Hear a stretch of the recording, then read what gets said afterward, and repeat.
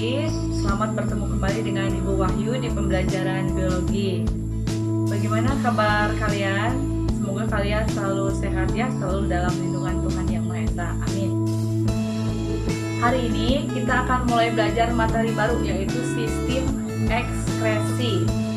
Sistem ekskresi pada manusia itu adalah salah satu sistem organ yang berperan mengeluarkan sisa metabolisme dari dalam tubuh kita. Organ-organ yang berperan adalah ginjal. Ginjal nanti mengeluarkan urea, urin, asam kreatin. Paru-paru mengeluarkan CO2 dan air. Kulit mengeluarkan keringat. Liver atau hati nanti mengeluarkan zat racun dan bilirubin. Kita akan pelajari satu persatu, dimulai dari kulit. Fungsi kulit banyak ya, tapi kita akan sekarang belajar yang ada hubungannya dengan peran kulit sebagai alat ekskresi adalah kulit bisa mengeluarkan keringat yang di dalamnya mengandung air, NaCl, sistem metabolisme, sel, urea maupun asam. Keringat itu dihasilkan oleh kelenjar keringat. Kalau kita perhatikan struktur kulit itu terdiri dari dua lapis. Ada epidermis, ada dermis.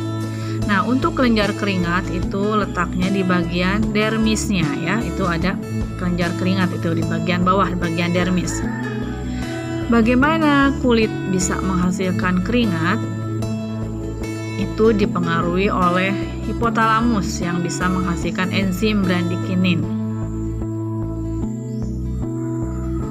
Ketika suhu di luar meningkat, misalkan saat siang hari, saat udara panas ya, suhu akan meningkat. Itu biasanya kalian mengeluarkan apa tuh kalau suhu panas? Akan mengeluarkan keringat ya. Nah, prosesnya bagaimana ketika suhu panas itu kemudian kalian mengeluarkan keringat? Nah, ini diawali ketika suhu di luar meningkat, suhu darah akan meningkat.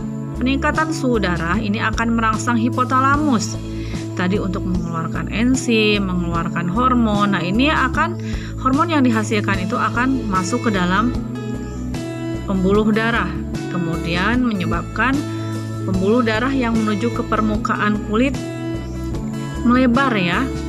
Nah, di sini kelenjar keringat akan diaktifkan sehingga kelenjar keringat akan mengeluarkan keringat. Nah, ketika tubuh kita sudah mengeluarkan keringat, ada penurunan suhu tubuh ya. Tidak kemudian panas terus ketika keringat sudah dihasilkan, maka suhu tubuh akan kembali normal. Nah, banyak hal yang mempengaruhi banyak sedikitnya keringat yang dihasilkan. Misalkan aktivitas tubuh, ketika kita beraktivitas banyak, keringat lebih banyak. Suhu lingkungan juga berpengaruh terhadap pengeluaran keringat, atau guncangan emosi saat misalkan sedang takut, misalkan ya sedang gugup, itu juga merangsang pengeluaran keringat.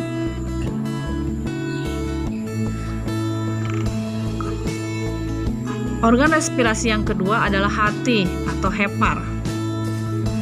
Fungsi yang utama sebagai alat ekskresi, hati itu bisa menghasilkan empedu yang secara terus-menerus ditampung di dalam kantung empedu. Empedu itu berasal dari penghancuran hemoglobin, eritrosit ya, sel darah merah yang telah rusak. Di sini ada skema, kalian bisa lihat. Jadi kalau eritrosit telah rusak, hemoglobinnya nanti akan diubah menjadi He, Fe dan globin.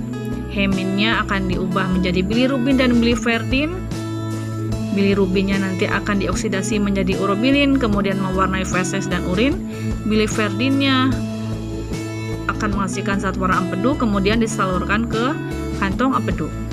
Fe dan globinnya nanti akan dimanfaatkan lagi. Fe-nya disimpan di hati, globinnya dimanfaatkan untuk membentukkan hemoglobin baru, gitu ya. Untuk yang peran hati. Sekarang yang ketiga,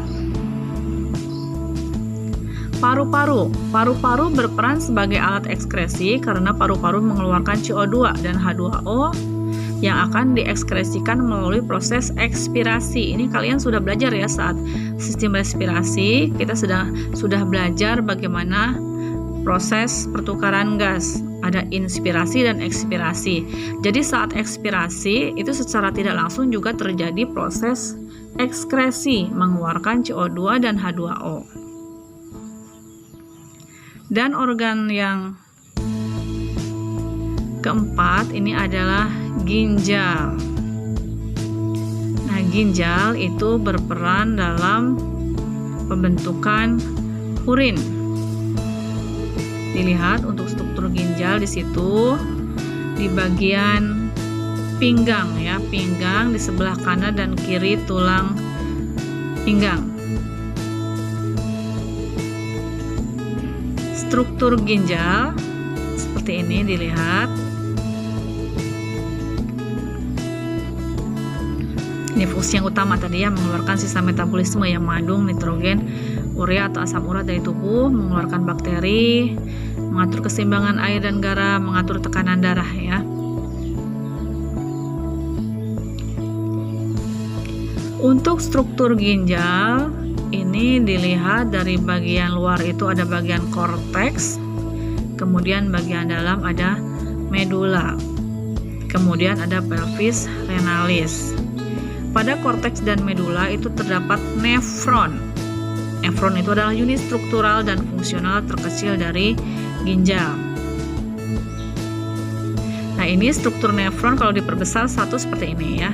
Jadi ada kapsula Bowmannya, glomerulus, kemudian ada lengkung Henle, kemudian tubulus contortus proximal, tubulus contortus distal maupun tubulus collectivus. Ini untuk strukturnya. Bagaimana urin bisa dibentuk sekarang? Pembentukan urin melalui 3 tahap, ada filtrasi, reabsorpsi, dan augmentasi. Diperhatikan di situ ada skema. Untuk proses filtrasi itu darah yang mengandung air, gula, garam, urea masuk ke dalam glomerulus dan disaring di glomerulus. Hasilnya adalah filtrat glomerulus atau disebut urin primer. Ini bukan urin yang sebenarnya ya, masih urin yang primer. Masih banyak zat-zat yang bisa dibutuhkan oleh tubuh. Kemudian nanti urin primer itu akan mengalir ke tubulus proximal hingga lengkung Henle yang akan mengalami proses reabsorpsi, penyerapan kembali. Yang diserap adalah zat-zat yang masih dibutuhkan oleh tubuh. Hasilnya berupa urin sekunder. Kemudian selanjutnya proses augmentasi terjadi pada tubulus contortus distal. Ini nanti ada proses penambahan zat sehingga dihasilkan urin sesungguhnya. Banyak gangguan-gangguan yang terjadi pada sistem ekskresi, baik pada kulit, misalkan eksim, jerawat, kudis, kabies, maupun pada hati, misalkan penyakit kuning, batu empedu, sirosis ya, hati, kanker hati. Pada ginjal, misalkan batu ginjal, albuminuria, nefritis, poliura, oligoura maupun hematuria. Bagaimana setelah kalian tadi menyimak video pembelajarannya? Ada yang belum jelas atau ada yang ditanyakan?